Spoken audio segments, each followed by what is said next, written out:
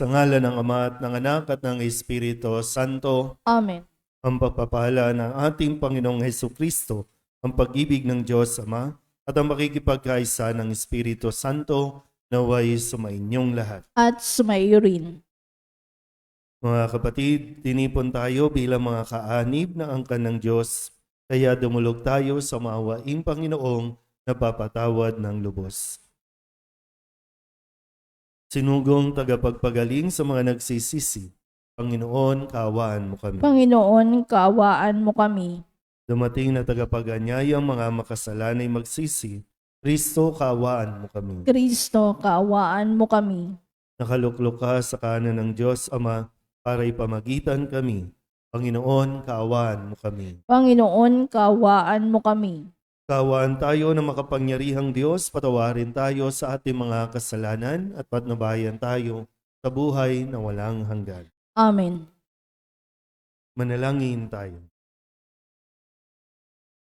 Ama naming makapangyarihan, ipagkaloob mong lagi naming ikaligayang ikaw ay paglingkuran, sapagkat walang maliw at walang kahulilip ang kasiyahan kapag sumasamba kami sa iyong kapangyarihang nagpapairal sa tanang sanlibutan. Sa pamamagitan ni Hesukristo, kasama ng Espiritu Santo, magpasawalang hanggan. Amen. Umupo ang lahat.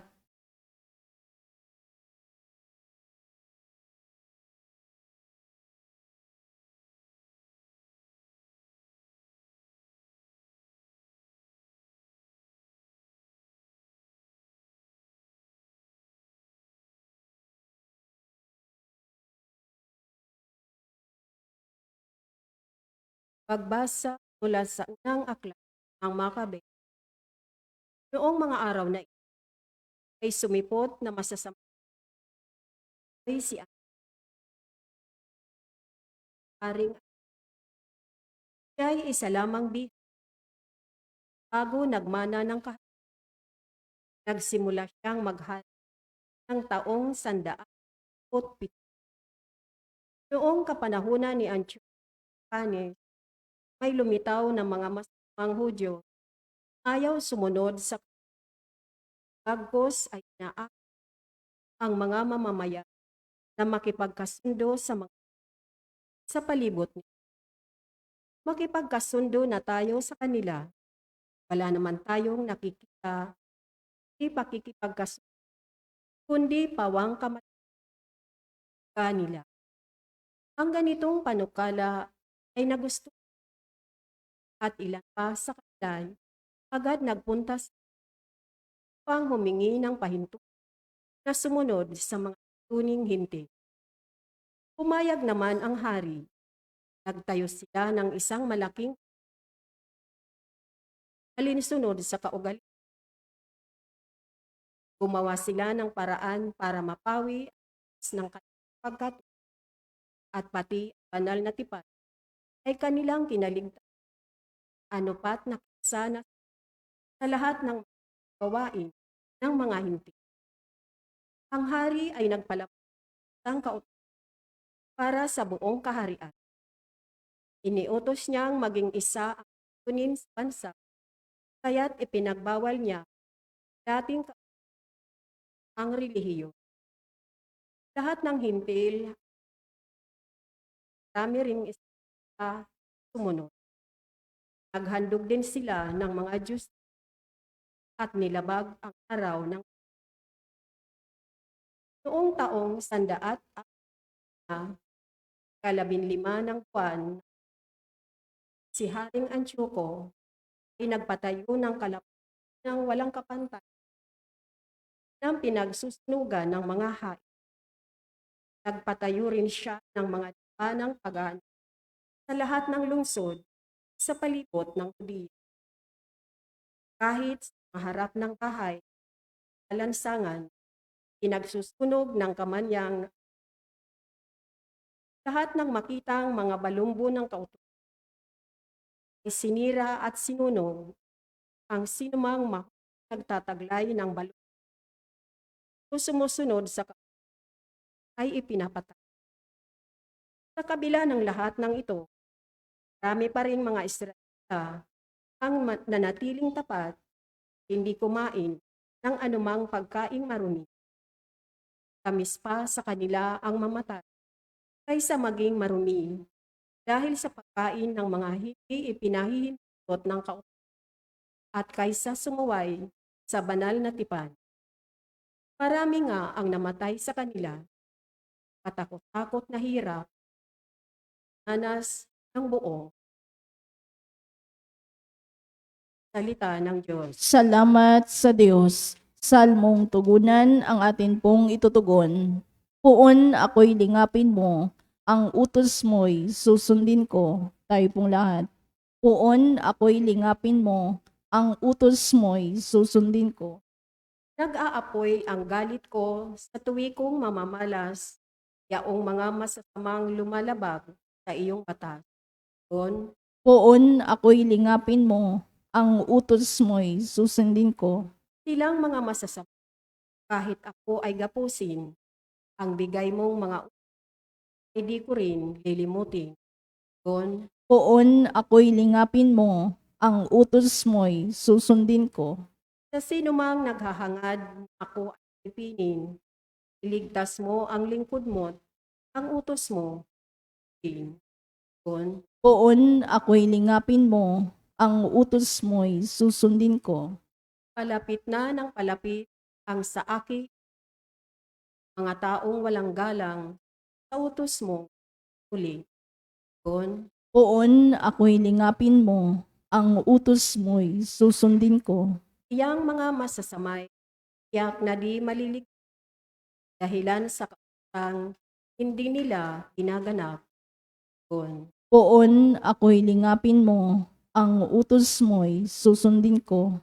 nagdaramdam akong labis kapag aking yaong mga taong taksil na laban. Doon, Puon ako'y lingapin mo, ang utos mo'y susundin ko. Tumayo ang lahat.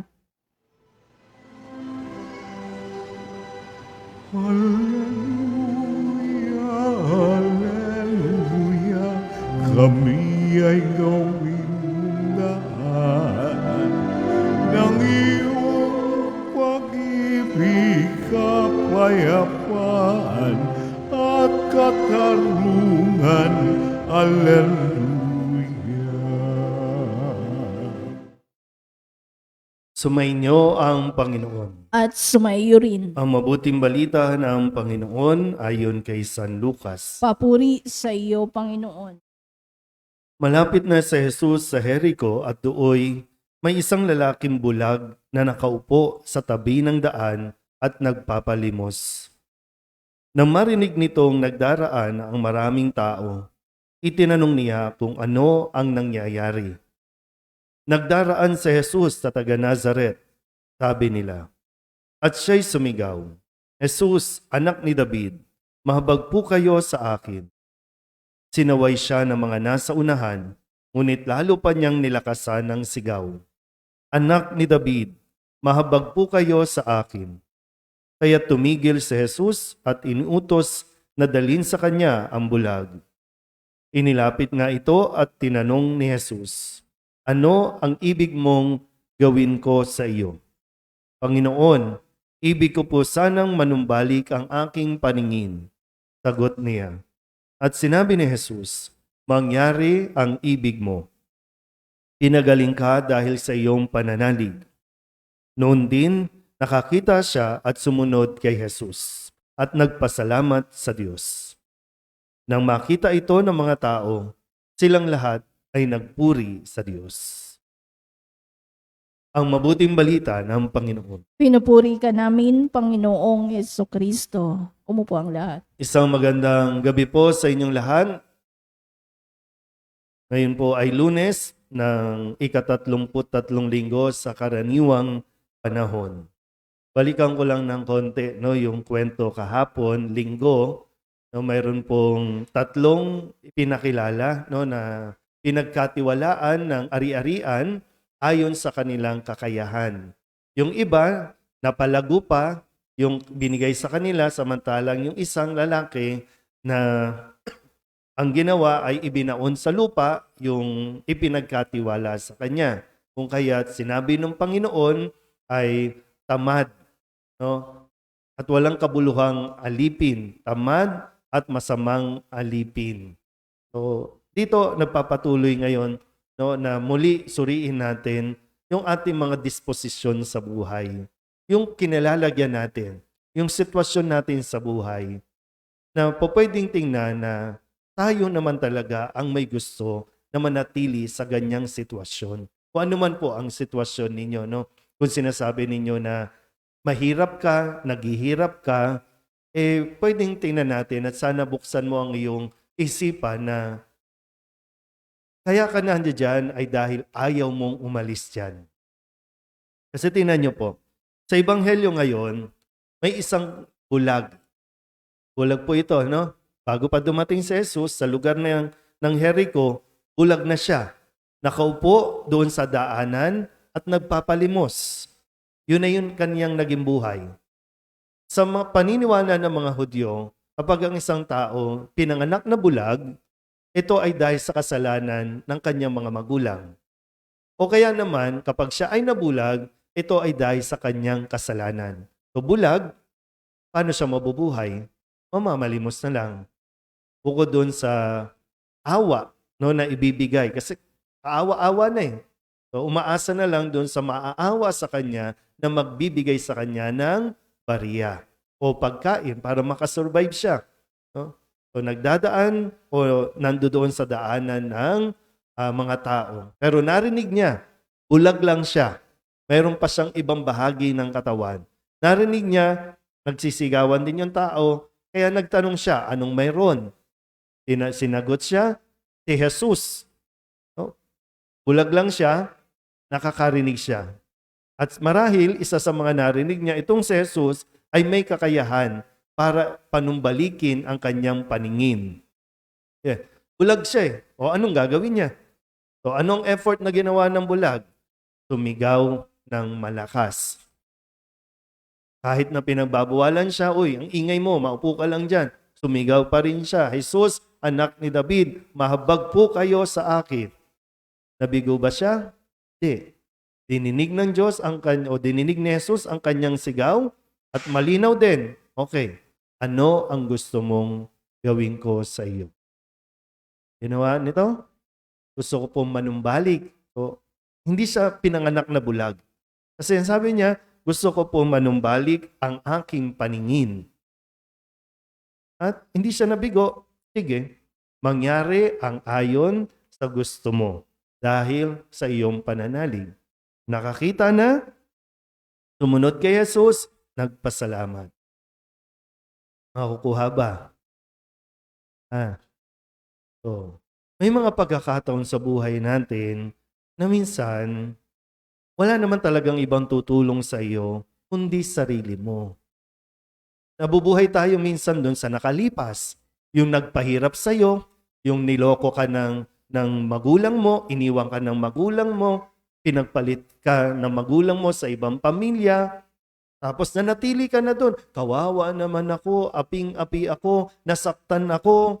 Andun ka na, hindi ka na umalis. Kaya minsan, no, kahit anong payo ang ibigay sa iyo ng mga tao, walang nangyayari kasi ayaw mo naman talagang umalis doon.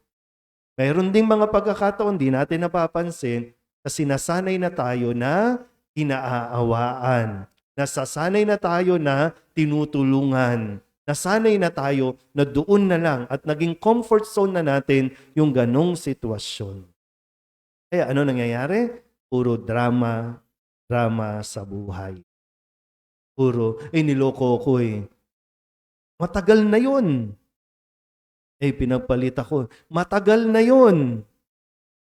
Nawalan ako ng trabaho. Hindi mo ba kayang maghanap ng iba? Sanay ka na manatili dyan. Kung naman po, no, ang kinalalagyan ninyo, paulit-ulit lang, babalik at babalikan mo lang yung mga sakit, no, na naranasan o ipinaranas sa iyo. So ngayon, tapos, ang tanong lang din, ano ang gusto mong gawin ng Diyos sa iyo? At malinaw ba sa iyo? Gusto mo ba talaga? Gusto mo ba talagang gumaling? Gusto mo ba talagang makaalis sa sitwasyon na yan? Gusto mo ba?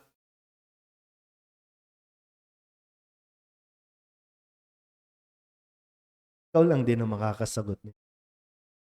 Sana po, ma-inspire tayo nitong lalaking bulag, no, na nasa kwento ng ating ebanghelyo. Hindi pa katapusan ng mundo. Kung sakali po, no, na may mga pangyayari sa buhay natin, kabiguan man yan, no? Pero hindi katapusan ng mundo mo. Kung minsan, napilayan ka lang, may iba pang bahagi ng katawan ang pwede mong gamitin.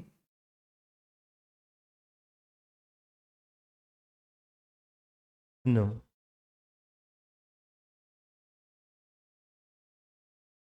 Walang mangyayari sa buhay natin kung ipapako natin ang ating sarili doon sa pangit na sitwasyon na yan.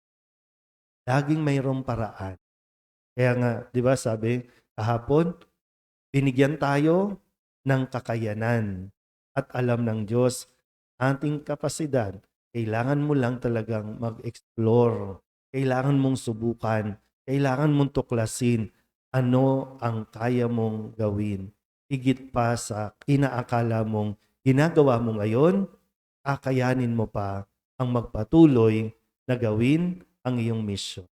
At makasunod nawa tayong lahat kay Jesus. Amen?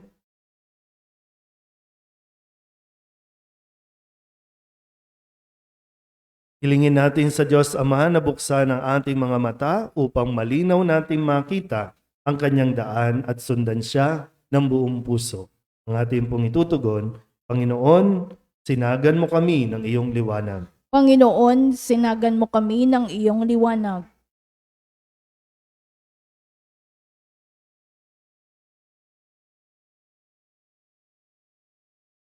Ang mga pinuno ng simbahan sa pamamagitan ng kanilang huwarang pamumuhay naway maipakita sa ating daan patungo sa kaharian ng Diyos Amang nasa. Manalangin tayo Panginoon, sinagan mo kami ng iyong liwanag. sa pamamagitan ng ating paggawa ng kabutihan, naway palagi nating bigyang pansin ang mga hinatulan, tinanggihan, at hindi minamahal sa ating lipunan. Manalangin tayo sa Panginoon. Panginoon, sinagan mo kami ng iyong liwanag. Katulad ng bulag ng Jericho, tayo naway magkaroon ng matatag na pananalig sa makapagpapagaling na presensya ni Jesus at sundan siya sa daan ng buhay. Manalangin tayo sa Panginoon. Panginoon, sinagan mo kami ng iyong liwanag. Ang mga may sakit at mga nagdurusa sa kalabuan ng panin o pagiging bulag, naway makatagpo ng kagalingan at kasiyahan. Manalangin tayo sa Panginoon. Panginoon, sinagan mo kami ng iyong liwanag. Ang mga yumao, naway tumanggap ng walang hanggang kapayapaan at liwanag sa luwalhatian ng kaharian.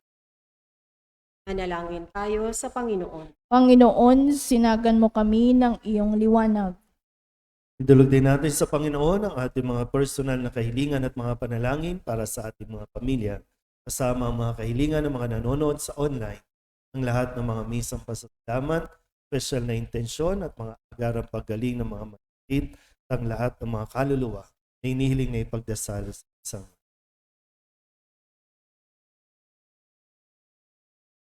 Ang lahat ng ito inihiling namin sa ngalan ni Kristong aming Panginoon. Amen. Umupo ang lahat.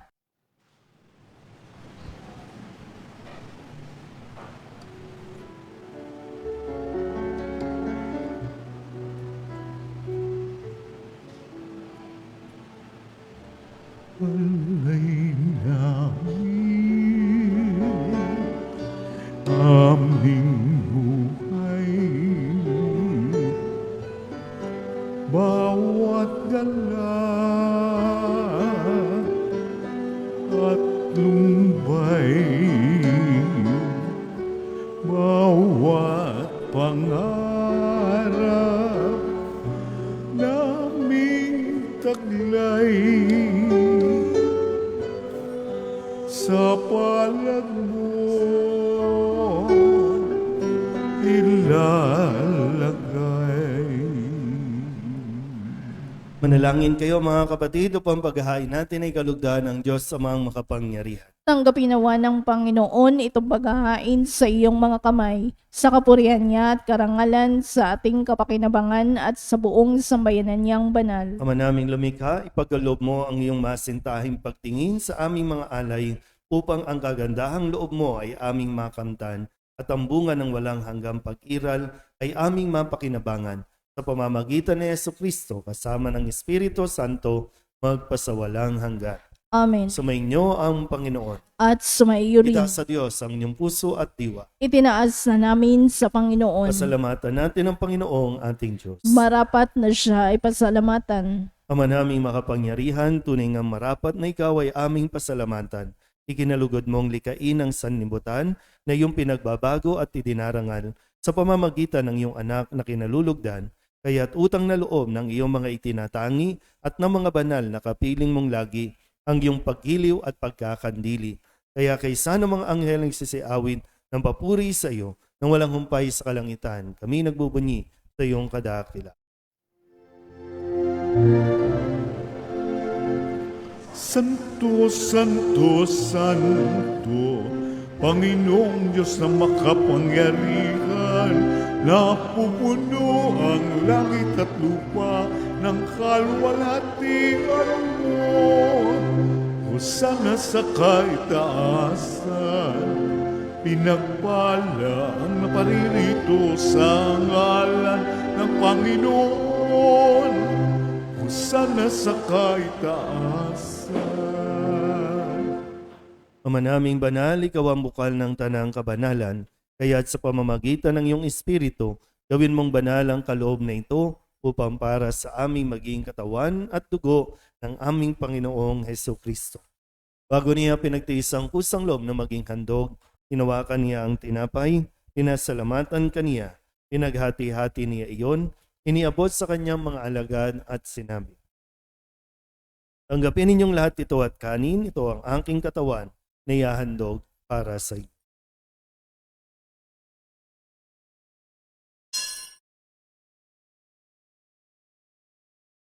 Gayun din naman nang matapos ang hapunan, hinawakan niyang kalis, muli kaniyang pinasalamatan, iniabot niya ang kalis sa kanyang mga alagad at sinabi, tanggapin ninyong lahat ito at inumin, ito ang kalis ang aking dugo, ng bago at walang hanggang tipan, ang aking dugo na ibubuhos para sa inyo at para sa lahat, sa ikapagpapatawad ng mga kasalanan. Gawin ninyo ito sa pag-alaala sa akin.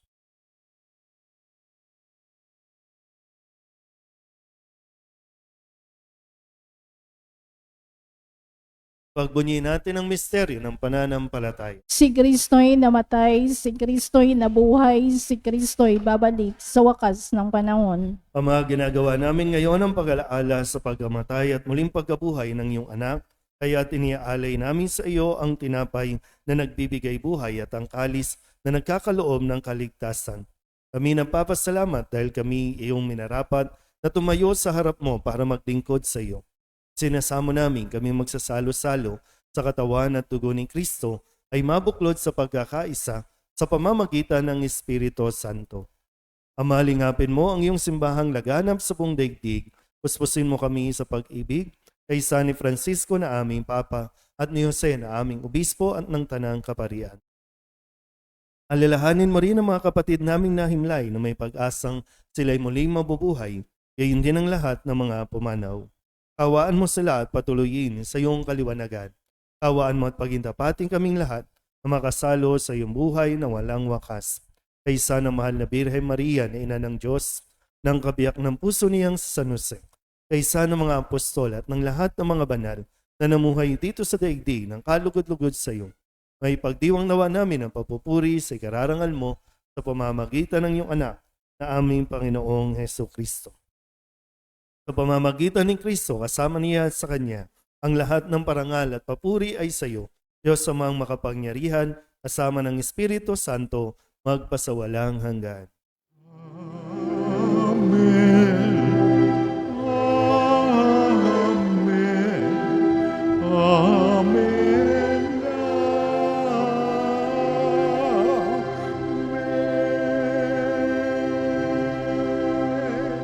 Sa tagubilin ng mga nakagagaling na utos at turo ni Jesus sa Panginoon natin at Diyos, ipahayag natin ang lakas. Ama namin, Sumasalangit ka, sambahin ang ngalan mo, mapasa amin ang kaharian mo, sundin ang loob mo dito sa lupa para nan sa langit. Bigyan mo kami ngayon ng aming kakanin sa araw-araw, at patawarin mo kami sa aming mga sala, para ng pagpapatawad namin sa nagkakasala sa amin, at huwag mo kaming ipahintulot sa tukso, at iadya mo kami sa lahat ng masama. hinihiling namin kami iadya sa lahat ng masama, pagkalooban ng kapayapaan araw-araw, iligtas sa kasalanan, at ilayo sa lahat ng kapahamakan, samantalang aming pinananabikan ang dakilang araw ng pagpapahayag ng tagapagligtas naming sa Yesu Kristo. Sapagkat iyo ang kaharian at ang kapangyarihan at ang kapurihan magpakailanman. Amen. Panginoong Hesu Kristo, sinabi mo sa iyong mga apostol, kapayapaan ang iniiwan ko sa inyo, ang aking kapayapaan ang binibigay ko sa inyo. Tunghayin mo ang aming pananampalataya at huwag ang aming mga pagkakasala. Pagkalooban mo kami ng kapayapaan at pagkakaisa ayon sa iyong kalooban, sama ng Espiritu Santo, magpasawalang hanggan. Amen. Ang kapayapaan ng Panginoon ay laging sumainyo. At sumayo rin. Bigayan po tayo ng kapayapaan sa isa't isa.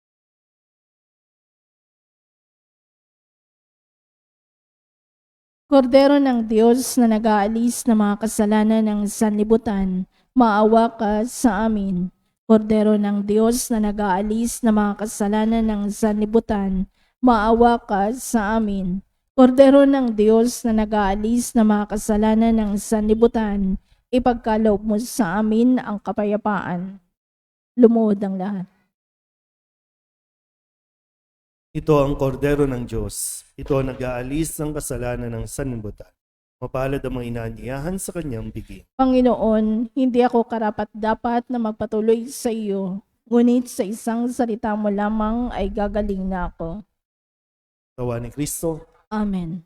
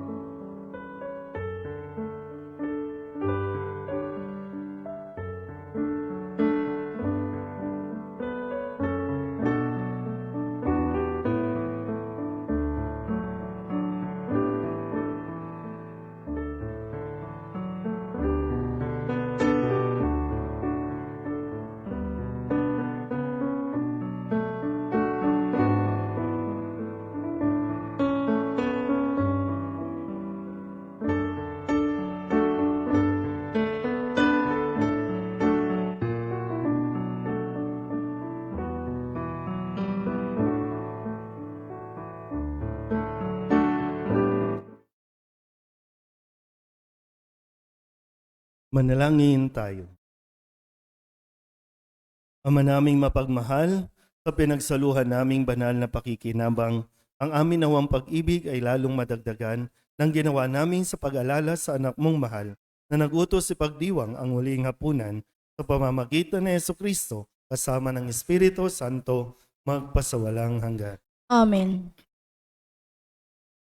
Mga kapatid, ating pag-ukulan ng panalangin ang mga yumao nating mga mahal sa buhay at ang lahat ng mga kaluluwa sa purgatorio. Mga anghel, mga banal, tanang nasa kalangitan, Halikayo at samahan. Ang mga giliw naming pumanaw sa piling ng poong mahal. Si Kristo ang mag-aakay sa kandungan ni Abraham upang doon ay humimlay. Ang mga giliw naming pumanaw sa piling ng poong mahal. Sa ilaw na walang hanggan, kapayapaan naway, pagkamitin ng may kapal. Ang mga giliw naming pumanaw sa piling ng poong mahal. Ama naming mapagmahal, inahabilin namin sa iyo ang aming mga kapatid na pumanaw sa buhay na ito. Huwag mo silang pabayaan at pamalagiin mo silang buhay sa iyong piling. Alang-alang sa iyong awa at pag-ibig, patawarin mo sana ang kanilang mga pagkukulang at nagawang pagkakasala, dala ng kanilang kahinaan. Manatili nawa silang maligaya sa iyong piling, kasama ng iyong anak at ng Espiritu Santo, magpasawalang hanggan. Amen.